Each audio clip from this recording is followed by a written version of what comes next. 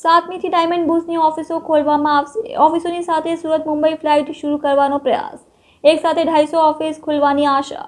140ની final સમિતિ શુક્રવારે ચેરમેનની આગેવાનીમાં કમિટી મેમ્બર્સની બેઠક મળી હતી। કસ્ટમ આંતરિક કવેરી ઉપર નિરાકરણ આવી જશે। 700થી વધુ ઓફિસોમાં ફર્નિચરનું કામ ચાલી રહ્યું છે। નમસ્કાર મિત્રો, ડાયમંડ ઉદ્યોગમાં બહુ સારા સમાચાર છે। 7મી જુલાઈ રથયાત્રાના પવિત્ર દિવસે 250થી વધારે એક સાથે સવારે 8થી બપોરે 1 વાગ્યા સુધીમાં ઓપનિંગ થવા જઈ રહ્યા છે। તમામને એટલું ઉત્સાહનું વાતાવરણ છે। બાકીના સભ્યો જે ફર્નિચરો ચાલુ છે એ પણ પોતે ઝડપથી જેમ પૂર્ણ થાય એમ ઓફિસો પોતાની ઓપનિંગ કરતા જશે અને એમ લાગે છે કે મહિનાની અંદર જુલાઈ મહિનાની અંદર 400-500 ઓફિસ ચાલુ થઈ જાય અને દિવાળી આવતા 1000 ઓફિસ ચાલુ થઈ જાય એવું મારું ટાર્ગેટ છે।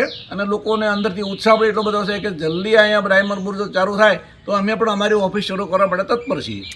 બેઠક પણ થઈ હતી અને ઇન્ટરનેશનલ ફ્લાઇટને લઈને શું કહેશો? અમારી બેઠક ગઈકાલે મિટિંગ મળી હતી, એમાં ઇન્ટરનેશનલ ફ્લાઇટ તો નરેન્દ્રભાઈ ઓપનિંગ કર્યું એ દિવસે શરૂ થઈ ગઈ છે, આપ બધા જાણો છો।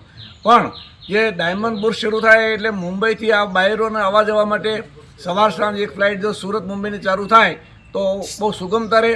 એના માટે અમારા સંપૂર્ણ પ્રયત્ન ચાલુ છે અને અમને આશા છે કે એક દિવસે ડાયમંડ બુર્સમાં આવવા જવા માટે ફ્લાઇટ શરૂ થઈ જશે। કેટલો ફાયદો થશે?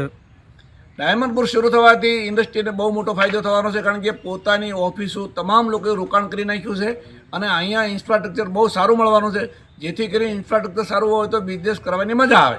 એટલે એટલા માટે અહીંયા શરૂ થવાથી તમામ લોકોને ધંધામાં સુગમતા રહેશે।